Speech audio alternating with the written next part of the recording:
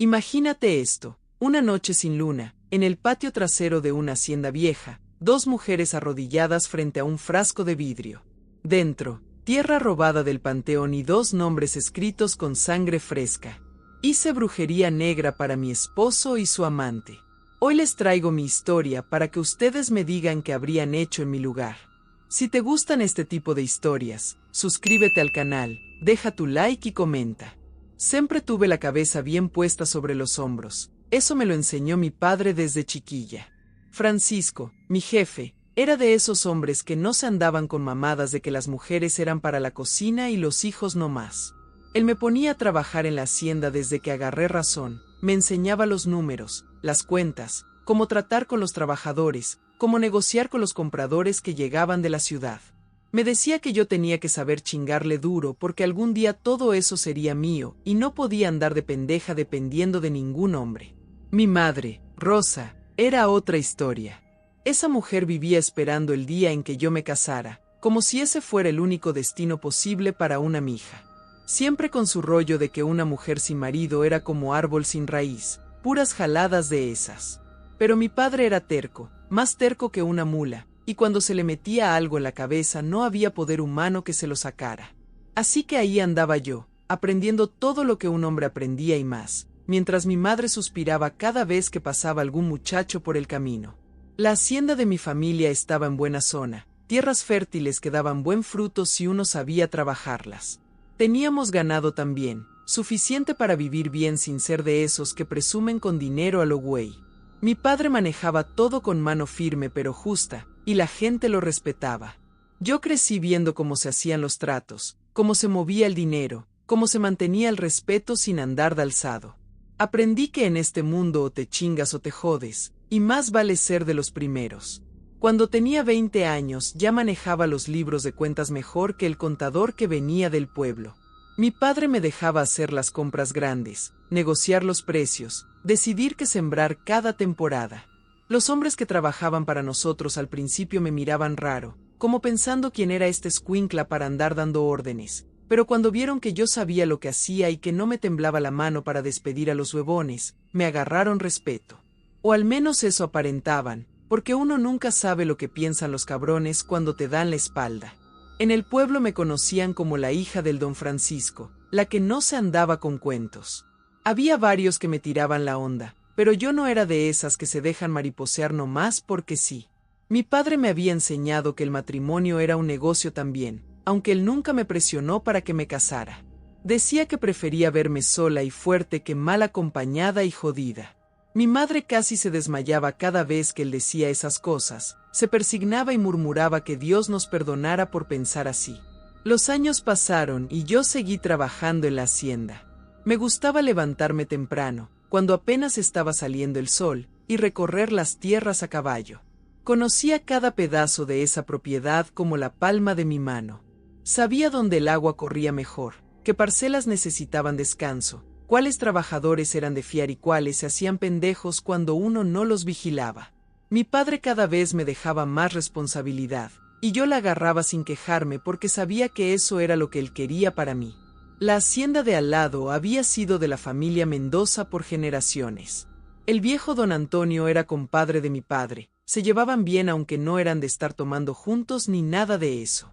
Don Antonio tenía un hijo, Marcos, que había estudiado en la capital y regresaba poco al rancho. Yo lo había visto de lejos algunas veces cuando éramos chamacos, pero nunca habíamos cruzado palabra. Él era mayor que yo por unos años y cuando yo tenía 15, él ya andaba por allá estudiando quién sabe qué. Todo cambió cuando don Antonio se murió. Fue repentino, un infarto que se lo llevó en cuestión de horas. Marcos tuvo que regresar para hacerse cargo de todo. La hacienda Mendoza era grande, más grande que la nuestra, pero estaba media abandonada porque don Antonio ya estaba viejo y no le metía el mismo empeño que antes. Marcos llegó con ideas de la ciudad, queriendo modernizar todo, cambiar cosas que habían funcionado por años. Los trabajadores murmuraban que el muchacho no sabía ni madres de cómo llevar una hacienda, que se iba a quebrar en menos de un año. Fue en una junta de ganaderos donde lo vi por primera vez después de que regresó. Ya no era el chamaco flaco que recordaba, se había convertido en un hombre hecho y derecho. Alto, con buenos ojos, con esa manera de hablar de los que han estudiado pero sin sonar mamón. Me fijé en cómo observaba todo, cómo escuchaba cuando los demás hablaban, como si estuviera calculando cada palabra. Había algo en el que me llamó la atención, una especie de inteligencia mezclada con esa malicia que tienen los que saben jugar el juego. Después de esa junta empezó a buscar pretextos para venir a nuestra hacienda. Que si quería consejos de mi padre sobre los trabajadores, que si necesitaba saber de qué proveedor comprábamos el alimento para el ganado, puras jaladas que cualquiera podía averiguar sin tener que venir personalmente. Pero yo no era tonta, sabía lo que estaba haciendo. Y la verdad, no me molestaba. Había algo en Marcos que me intrigaba, esa mezcla de señorito educado con rancho en las venas. Mi padre lo recibía bien, pero yo notaba cómo le estudiaba, cómo ponía atención a cada cosa que Marcos decía o hacía. Francisco era chingón para leer a la gente, tenía un instinto que no fallaba. Yo sabía que estaba evaluando a Marcos, viéndolo no como el hijo del compadre muerto, sino como un posible pretendiente para su hija. Y algo no le cuadraba del todo, lo podía ver en cómo fruncía el ceño cuando Marcos se iba, en cómo suspiraba antes de volver a sus cosas. Pero yo tenía 21 años y Marcos me parecía interesante. No era como los otros pendejos del pueblo que solo sabían hablar de fútbol y cerveza. Él había visto mundo, había estudiado, tenía planes. Y cuando me miraba, lo hacía de una forma que me hacía sentir cosas que no había sentido antes. Empezamos a platicar más. A veces él se quedaba después de hablar con mi padre y caminábamos por la hacienda mientras yo le explicaba cómo llevábamos las cosas. Él hacía preguntas inteligentes, no como queriendo ligarme, sino realmente interesado en aprender. Mi madre estaba en el cielo cuando se dio cuenta de que Marcos me estaba cortejando. Por fin su hija iba a sentar cabeza, iba a casarse con un hombre de buena familia, con tierras, con futuro. Rosa empezó a hacer planes en su cabeza. Yo la oía murmurar sobre la boda, sobre los nietos que llegarían. Mi padre, en cambio, se ponía más callado cada vez que Marcos aparecía. Un día me agarró a solas y me dijo que tuviera cuidado, que Marcos era listo pero que había algo en el que no le latía del todo, que no me dejara encandilar por las palabras bonitas. Le dije que no se preocupara, que yo sabía cuidarme sola. Y lo creía. Creía que era lo suficientemente chingona para ver a través de cualquier cabrón que quisiera jugarme el dedo en la boca. Creía que toda la preparación que mi padre me había dado me hacía invencible. ¡Qué pendeja fui! Marcos siguió viniendo, cada vez más seguido. Ya no eran solo visitas de negocios, ahora venía a verme a mí directamente. Me traía flores del campo, me invitaba a pasear por su hacienda, me platicaba de sus planes para modernizar la propiedad. Y yo, como toda mensa, me fui enganchando. Había algo en el que me atraía, esa combinación de ambición y aparente inocencia, como si fuera un chamaco grande con ganas de comerse el mundo pero sin saber bien cómo.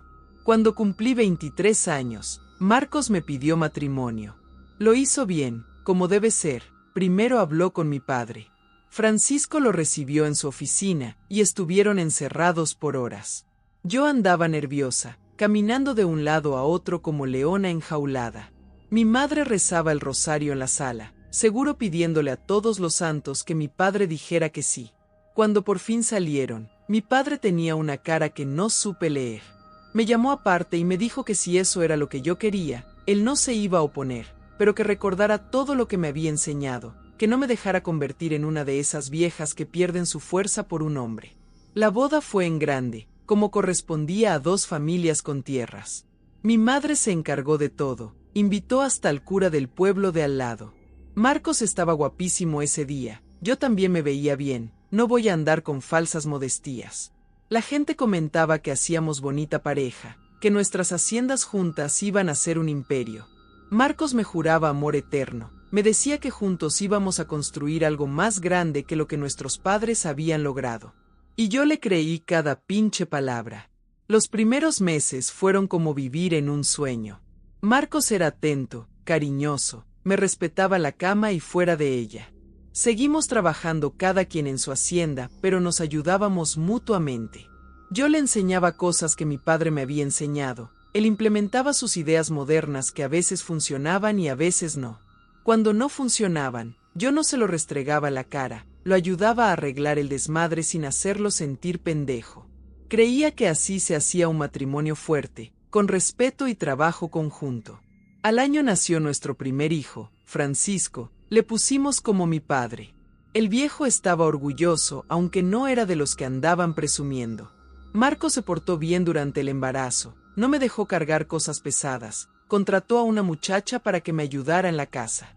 2 años después llegó el segundo, Antonio, por el padre de Marcos. Ya con 2 chamacos, la vida se puso más complicada, pero yo seguía manejando la hacienda de mi familia. Marcos ya llevaba bien la suya, había aprendido rápido y las cosas marchaban. Mi padre empezó a enfermarse cuando Antonio tenía como 2 años. Al principio eran cosas menores, que si le dolía aquí, que si se cansaba más rápido, pero fue empeorando. Los doctores no le encontraban nada específico, decían que era la edad, que el cuerpo se va desgastando. Mi madre lo cuidaba como podía, pero ella tampoco estaba ya para esos trotes. Yo pasaba más tiempo en la hacienda de mi familia, asegurándome de que todo siguiera funcionando mientras mi padre se debilitaba. Cuando Francisco murió, algo se rompió dentro de mí. Ese hombre había sido mi maestro, mi ejemplo, el que me había enseñado a ser fuerte en un mundo de hombres cabrones. Lloré como no había llorado nunca, ni siquiera cuando nacieron mis hijos. Marcos me consolaba, me decía que mi padre había vivido bien y que ahora yo tenía que honrar su memoria llevando la hacienda como él me había enseñado. En ese momento agradecí tener un marido que me entendía, que no esperaba que yo me quedara en la casa llorando mientras todo se iba a la chingada. Asumí completamente la hacienda de mi familia. Ya no era solo ayudar y supervisar, ahora todo estaba en mis manos. Y descubrí que mi padre me había preparado mejor de lo que yo pensaba. Sabía exactamente qué hacer, cómo manejar cada situación, cómo tratar con cada cabrón que pensaba que podía aprovecharse porque ahora era una mujer sola la que mandaba. Les dejé bien claro desde el principio que las cosas se iban a hacer como yo dijera o se podían ir mucho a la verga. Mi madre se vino a vivir con nosotros después de que mi padre murió. No quise dejarla sola en la casa grande de la hacienda. Rosa ya estaba vieja, necesitaba que alguien la cuidara. Además, me ayudaba con los niños mientras yo trabajaba. Marcos no puso ningún problema, al contrario, dijo que era lo correcto. Que la familia se cuida y punto. Empecé a manejar las 2 haciendas, la mía y ayudaba más activamente a Marcos con la suya. Él ya sabía bastante, pero todavía había cosas en las que necesitaba consejo. Hacíamos un buen equipo, o eso. Creía yo. Las tierras producían bien, el ganado se vendía a buen precio, teníamos suficientes trabajadores y todo marchaba como debía marchar. La gente del pueblo nos respetaba, nos veía como una familia fuerte, de esas que perduran generaciones. Pasaron como 3 años así, trabajando duro, criando a los chamacos, construyendo lo que pensábamos iba a ser nuestro legado. Marcos cada vez entendía mejor el negocio, ya no necesitaba que yo estuviera encima del supervisando cada movimiento. Incluso empezó a tomar decisiones por su cuenta que resultaban bien. Me sentía orgullosa de él, de cómo había aprendido, de cómo había dejado de ser el señorito de la ciudad para convertirse en un ranchero de verdad. Fue entonces cuando me embaracé por 3ª vez. No estaba planeado, pero tampoco me molestó. Los niños ya estaban grandes, Francisco tenía 6 y Antonio 4, ya no demandaban tanta atención. Pensé que sería bueno tener otro, cerrar con broche de oro. Marco se puso contento, decía que tal vez esta vez sería niña. A mi madre casi le da algo de la felicidad, ya andaba haciendo ropita y planeando cómo iba a mimar a su nuevo nieto. Pero este embarazo fue diferente desde el principio. Me sentía más cansada, se me hinchaban las piernas, me dolía la cabeza constantemente. El doctor del pueblo me revisó y dijo que todo estaba bien, que era normal sentirse así. Pero algo no me cuadraba, mi cuerpo me estaba diciendo que algo andaba mal.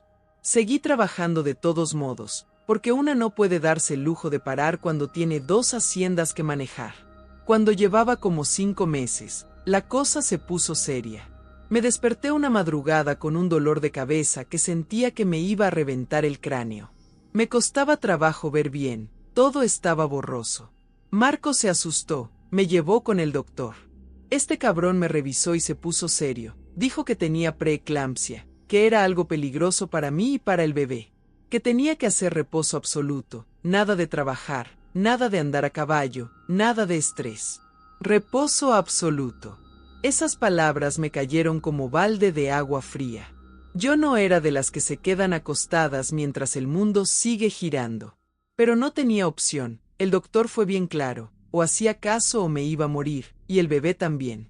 Así que no me quedó de otra más que tragarme mi orgullo y dejar que Marcos se hiciera cargo de todo. Al principio todo parecía ir bien. Marcos venía cada noche a contarme cómo habían ido las cosas, qué decisiones había tomado, qué problemas habían surgido. Yo desde la cama le daba consejos, le decía qué hacer. Pero conforme pasaban las semanas, sus visitas se fueron haciendo más cortas, sus explicaciones más vagas. Decía que todo estaba bajo control, que no me preocupara, que mi único trabajo era cuidarme y cuidar al bebé. Mi madre pasaba el día conmigo, me traía comida, platicábamos, me ayudaba a bañarme porque ni eso podía hacer sola. Los niños venían a verme después de la escuela, me contaban sus cosas. Francisco ya era bien despierto, me hacía 1000 preguntas sobre la hacienda, sobre cuándo iba a poder regresar a trabajar.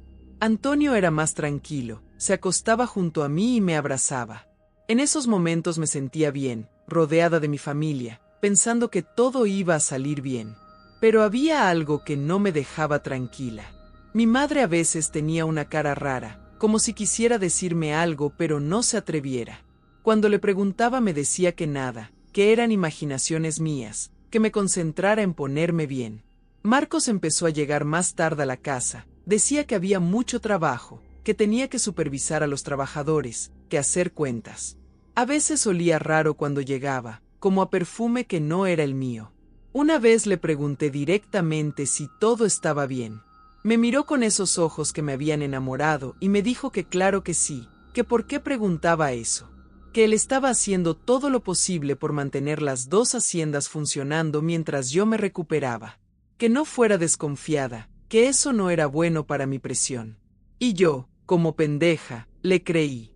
Quería creerle porque la alternativa era demasiado horrible para considerarla.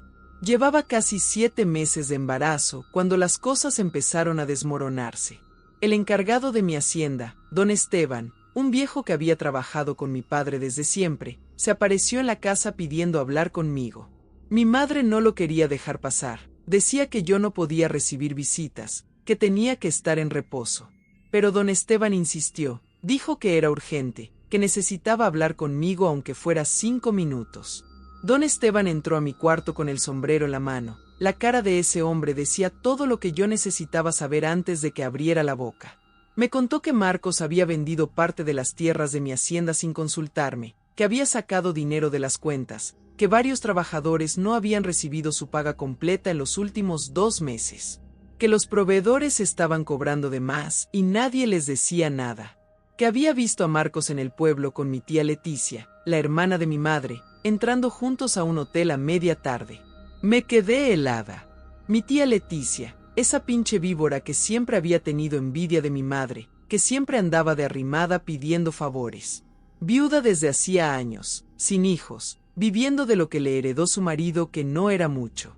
Siempre coqueteando con cualquier cabrón que se le pusiera enfrente, sin importarle si estaba casado o no. Y ahora resulta que se estaba cogiendo a mi marido mientras yo estaba en cama cuidando a su hijo. Le dije a don Esteban que me trajera todos los papeles, las cuentas, todo lo que tuviera. El viejo salió y regresó al día siguiente con una caja llena de documentos. Mi madre trataba de impedirme que los revisara, decía que me iba a hacer daño, que tenía que pensar en el bebé. Pero yo ya no podía quedarme quieta. Necesitaba saber qué tan profundo era el hoyo en el que ese cabrón me había metido. Pasé toda la noche revisando papeles. Marcos había desviado una cantidad cabrona de dinero de ambas haciendas. Había vendido no solo parte de mis tierras, sino también algunas de las suyas, supuestamente para invertir en mejoras que nunca se hicieron. Había pedido préstamos usando las propiedades como garantía. Había hecho tratos con proveedores que nos estaban robando descaradamente. Todo el trabajo que mi padre había construido, que yo había mantenido, estaba desmoronándose mientras yo estaba encerrada en ese cuarto. Cuando amaneció, Le pregunté a mi madre si ella sabía algo. Rosa no podía verme a los ojos. Le volví a preguntar, ya con la voz más dura. Y entonces se quebró. Empezó a llorar diciendo que sí, que lo sabía, que Leticia le había contado todo hace meses, pero le había hecho jurar que no me dijera nada porque yo estaba delicada, porque el disgusto me podía matar. Que Marcos le había prometido a Leticia que iba a dejarme después de que naciera el bebé, que se iban a ir juntos, que iban a empezar de nuevo en otro lado con el dinero que había sacado. Algo se rompió dentro de mí en ese momento. No fue solo el corazón, fue algo más profundo. Sentí una rabia que me quemaba las entrañas, que me nublaba la vista. Me levanté de la cama aunque me costaba trabajo mantenerme de pie. Mi madre gritaba que me acostara, que me iba a hacer daño. Pero yo ya no escuchaba razones. Me vestí como pude y le dije que me llevara a casa de Leticia. Mi madre manejó llorando todo el camino. Yo iba callada, con las manos apretadas sobre mi panza enorme, sintiendo como el bebé se movía dentro de mí. Llegamos a la casa de Leticia, una casita modesta en el pueblo. Toqué la puerta con fuerza, 1, 2, 3 veces. Leticia abrió con una bata puesta, el pelo revuelto. Cuando me vio se puso pálida. No le di tiempo de decir nada. Entré empujándola y ahí estaba Marcos, saliendo de la recámara, poniéndose la camisa. Nos quedamos los tres mirando, un silencio pesado llenando el espacio. Entonces yo exploté. Le grité todo lo que tenía guardado. Le dije que era un hijo de puta, que cómo se atrevía a robarme, a traicionarme con mi propia familia. Que yo le había dado todo, le había enseñado todo, había confiado en él como nunca había confiado en nadie. Marcos se quedó callado al principio, luego empezó a gritar también. Que yo era una mandona, que nunca lo había dejado ser el hombre de la casa, que siempre lo trataba como si fuera un pendejo que no sabía nada. Que Leticia sí lo valoraba, sí lo hacía sentir como hombre. Que estaba harto de vivir bajo mi sombra, de que todo el mundo me respetara a mí y a él lo vieran como el marido de doña Juana. Leticia se metió en la discusión, empezó a decir que yo había tenido lo que me merecía, que siempre había sido una creída, que me había casado con Marcos solo por negocio, que nunca lo había amado de verdad. Que ella sí lo amaba, que juntos iban a ser felices. Me acerqué a ella, tan cerca que podía oler su perfume barato. Le dije que era una perra, una cualquiera que se metía a matrimonios ajenos porque ningún hombre la quería por voluntad propia. Y entonces esa desgraciada me empujó. Yo estaba embarazada, pesada, sin equilibrio. Caí hacia atrás y me golpeé contra la mesa. Sentí un dolor agudo en el vientre, algo caliente corriéndome por las piernas. Mi madre gritó. Marco se quedó parado ahí nomás, mirando como si no pudiera procesar lo que estaba pasando. Leticia se tapó la boca con las manos, pero no se movió para ayudarme. Mi madre me ayudó a levantarme. La sangre seguía saliendo. Me llevó al carro y manejó como loca hasta el hospital del pueblo. Los doctores me atendieron rápido, pero ya era tarde. Perdí al bebé esa misma tarde. Una niña, me dijeron después. Hubiera sido niña. Marcos llegó al hospital horas después. Entró al cuarto donde yo estaba acostada, vacía por dentro de más formas de las que puedo explicar. Se paró junto a la cama y me dijo que todo era mi culpa. Que si yo no hubiera ido a hacer ese desmadre, si me hubiera quedado tranquila en casa, nada de esto habría pasado. Que yo era débil, que por eso él había buscado a alguien más fuerte. Que una mujer de verdad no pierda a sus hijos por un simple empujón. Le pedí que se fuera. Me quedé mirándolo hasta que entendió que hablaba en serio. Salió del cuarto y no volvió a aparecer por el hospital. Mi madre se quedó conmigo toda la noche, llorando en silencio, sobándome la mano. Yo no podía llorar. Algo dentro de mí se había endurecido hasta convertirse en piedra. Cuando me dieron de alta, regresé a la casa. Marcos ya no estaba, se había llevado sus cosas. Don Esteban me esperaba con más malas noticias. Marcos había vaciado las cuentas que quedaban, había vendido más ganado, había dejado deudas por todos lados. Las dos haciendas estaban en números rojos, los trabajadores amenazaban con irse si no les pagaban. Los bancos mandaban cartas de cobranza. Estábamos al borde de perderlo todo. Me quedé en cama, pero esta vez no por órdenes del doctor, sino porque no tenía fuerzas ni para levantarme. Había perdido a mi hija, mi marido me había traicionado de la peor manera posible, mi propia familia me había apuñalado por la espalda, y todo lo que mi padre había construido estaba a punto de desaparecer. Los niños me preguntaban por qué lloraba, dónde estaba su papá, dónde estaba su hermanita. No tenía respuestas que darles. Pasaron semanas. Mi madre me cuidaba, pero yo veía en sus ojos la culpa que la estaba comiendo viva. Había elegido proteger a su hermana en lugar de protegerme a mí. Eso era algo que ninguna de las dos iba a poder olvidar nunca. Pero Rosa era mi madre y a pesar de todo, ella era lo único que me quedaba además de mis hijos. Una noche mi madre entró a mi cuarto con una cara que no le había visto nunca. Se sentó junto a mí en la cama y me tomó de las manos. Me dijo que había algo que quería enseñarme, algo que su propia madre le había enseñado a ella cuando era joven.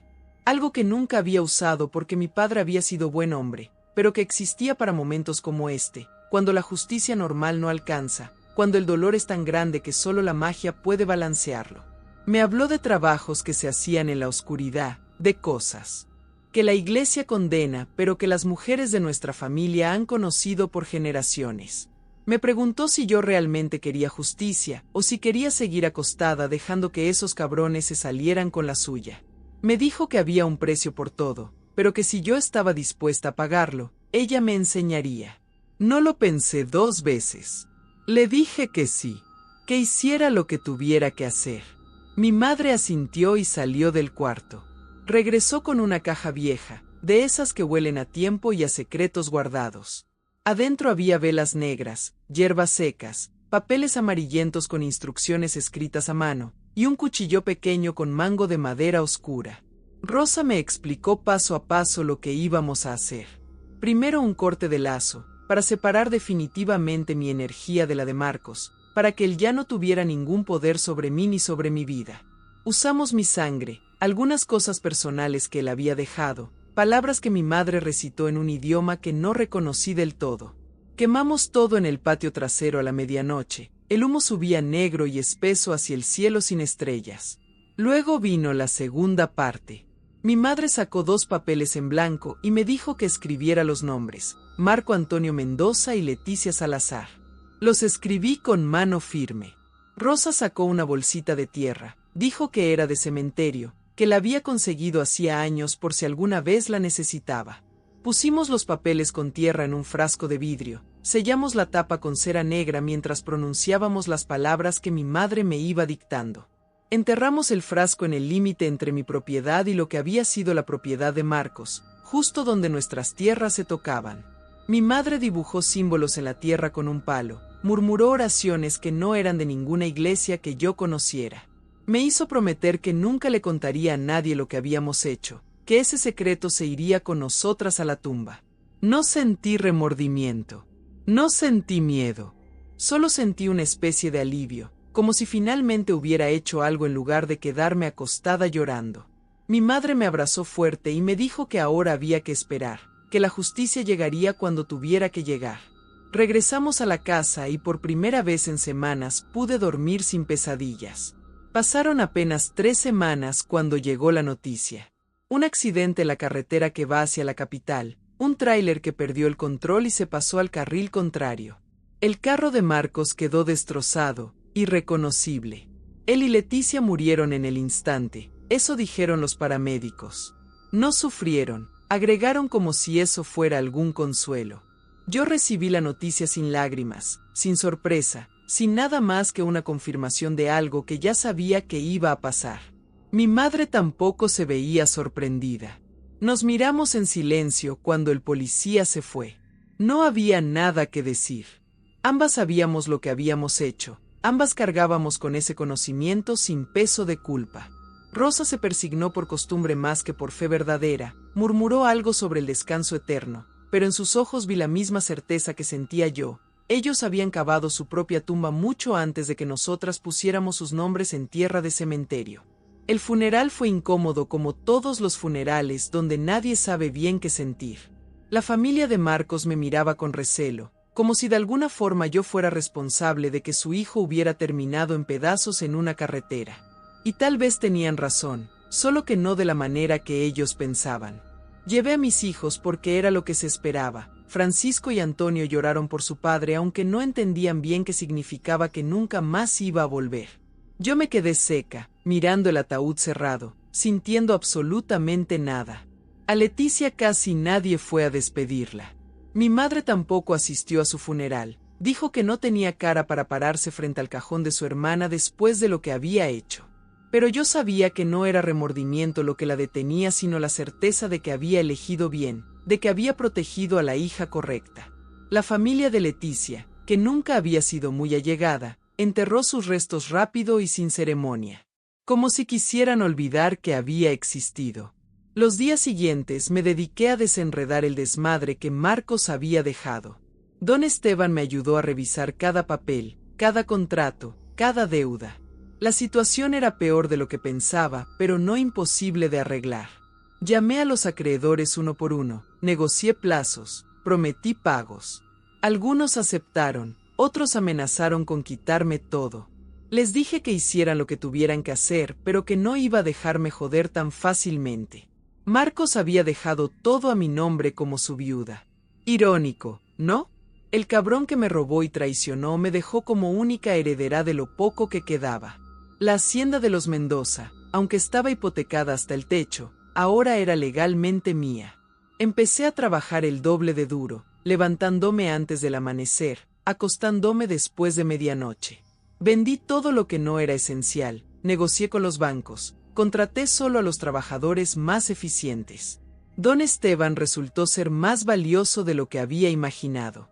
Ese viejo conocía cada truco, cada forma de estirar un peso hasta que diera para dos.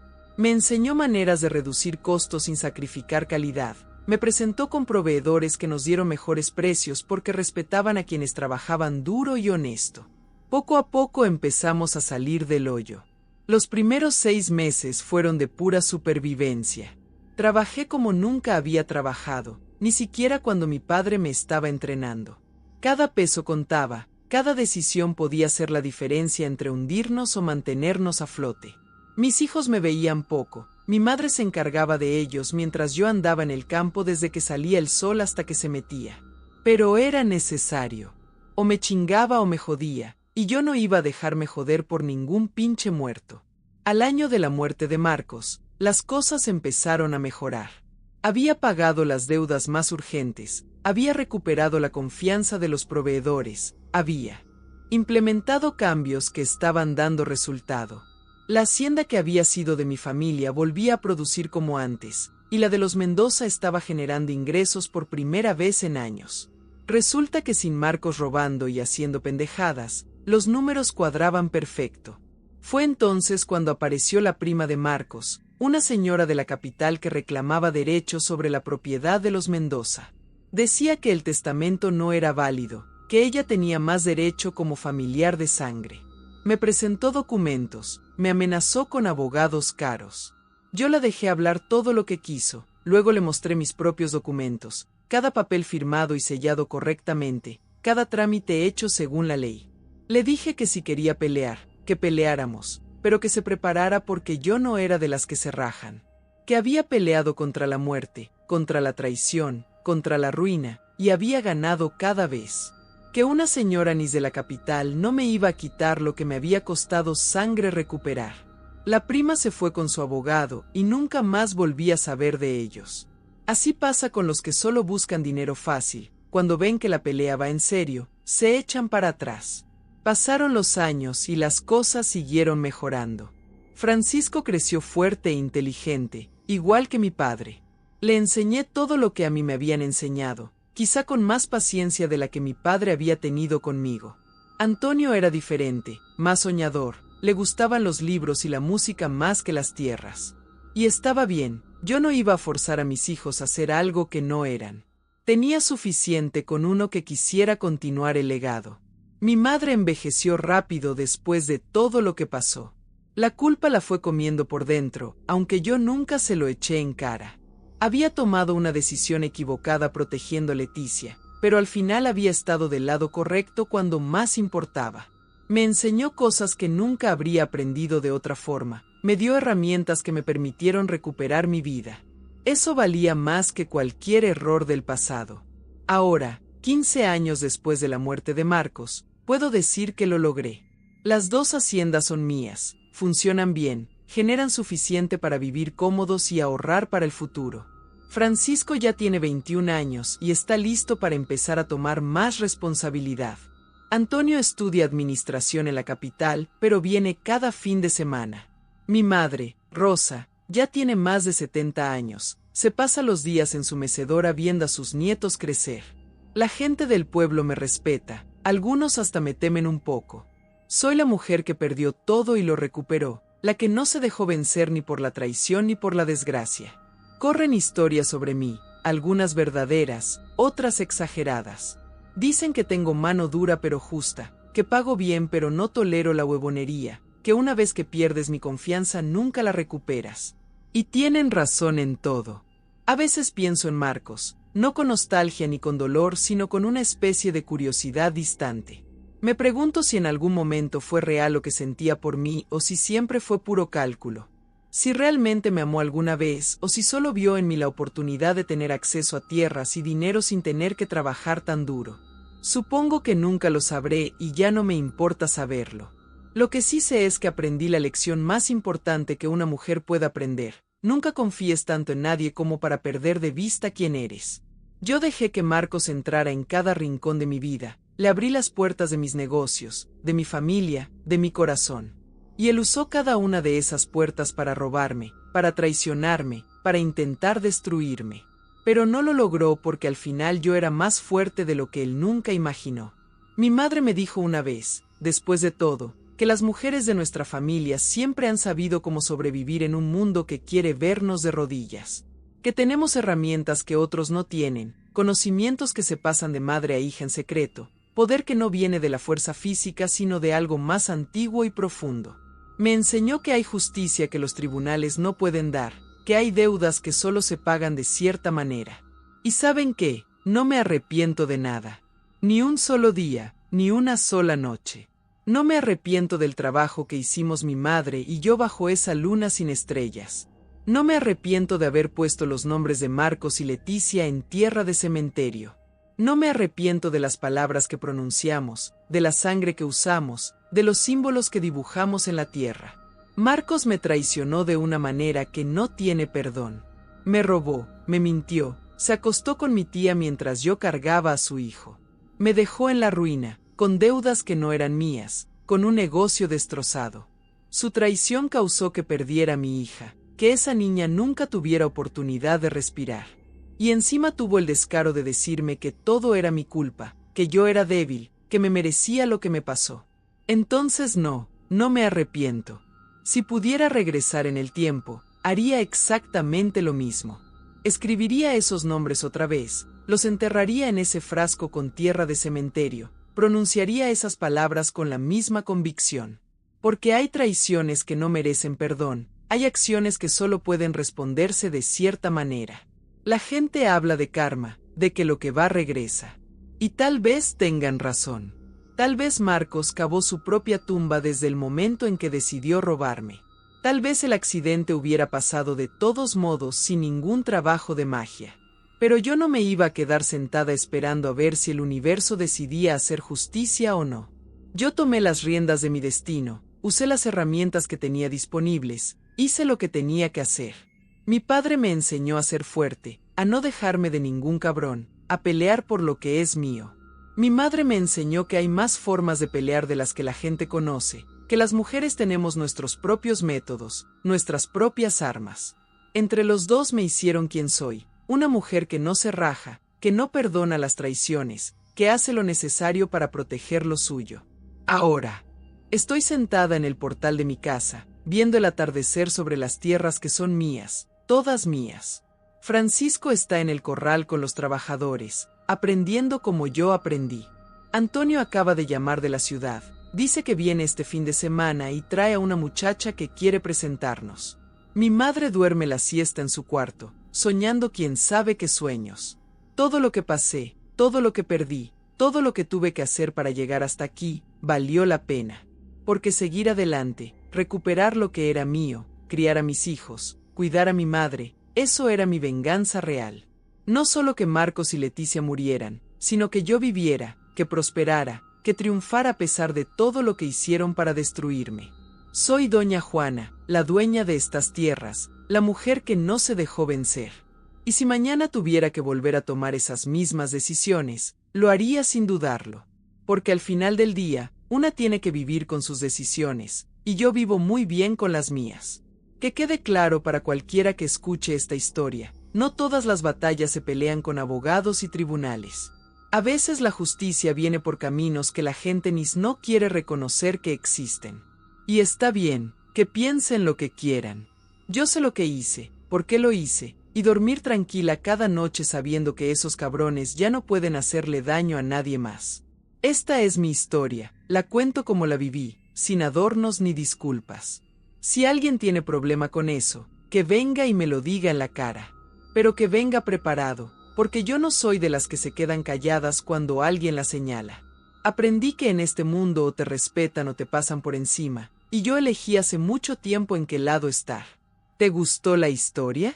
Entonces no te vayas, voy a dejar más relatos como este en tu pantalla final. Solo tienes que hacer clic y mirar. Y suscríbete al canal, deja tu like y comenta si te gustó la historia. Quiero saber tu opinión.